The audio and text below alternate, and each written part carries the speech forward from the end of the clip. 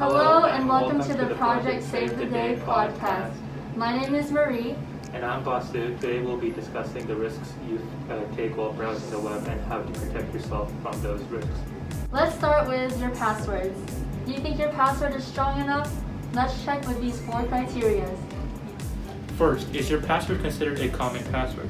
Some examples of common passwords include monkey, password, 1, 2, 3, 4, and 5, hello, and unhackable password, which tends to be pretty hackable. Anyway, make sure your password is not one of these or anything too simplistic. 2. Does it contain any of your personal information? This includes your name, birth date, family members' names, pet names, etc.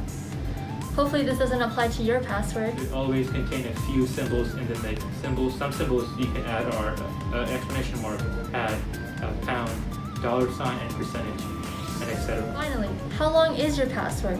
Try to make sure your password is made up of 2 or more uncommon words such as donkey spaghetti or high school is awesome. What? High school is awesome. Make sure of all of these criteria will help ensure you best. Okay, I'm gonna change that real quick. A mixture of all of these criteria will help ensure your best security. Now let's quickly discuss the importance of locking your computer. This is important because anybody could glance at your computer when you are distracted and easily snatch any personal information about you. One way to prevent this is to have a equal complicated password that is not the same as your other account password. Uses information. Make sure you also lock your computer every time you leave it. This way, a person will not be able to access anything on your computer because they will be locked out. You can't forget social media. Nowadays, everyone revolves their life around social media that almost everything about them can be found online. Let's pinpoint some things to avoid when you have a media presence.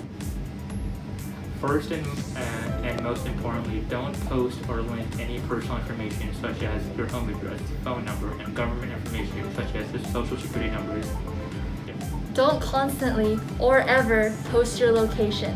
People can easily trace where you are at any given time.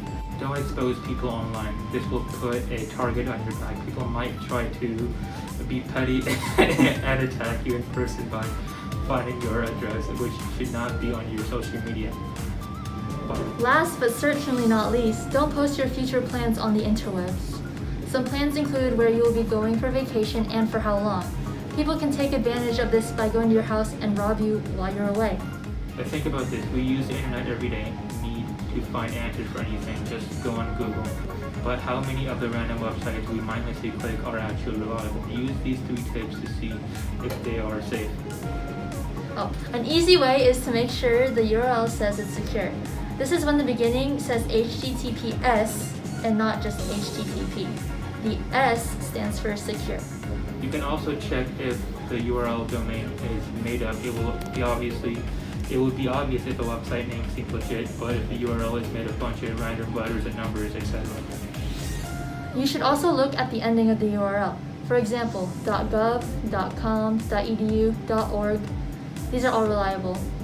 If you are visiting a government website and it ends with .com and not .gov, it's probably not a government website. While you're at it, you should also focus on random emails you might receive. Here are 4 tips that will help you on your mission to discover fake emails. One good way, and the first thing you should do when you receive an email, is look at who or what sent it. For example, an email from Amazon for an order you did not place was sent by coolguy45@gmail.com. You can make a good assumption that it was not the multi-trillion-dollar company Amazon. One of the most common ways to find out if an email is spam or a phishing is by looking for the grammar and punctuation errors. For example, Chase Bank will probably not send you an email with the word Chase being misspelled. Big business/companies spend thousands, if not millions of dollars just to make sure that the email they send is perfect and is easy to understand and comprehend. You might also receive a lot of emails from senders for stuff like winning the lottery, a house, etc. These emails are generally called spam because these emails are usually sent by a bot sending thousands of emails to random people throughout the day. You should just ignore these emails, or better, block the sender to stop it. You should never click on the link listed on those emails of any suspicious emails you might get. Because these links might install malware on your device, or even worse, it might transfer your personal information to the sender, which later could lead to identity theft. These are called phishing emails because they are trying to fish personal information about you. That'll be it for today. I'm your host, Basu. And I'm Marie. Have a nice day.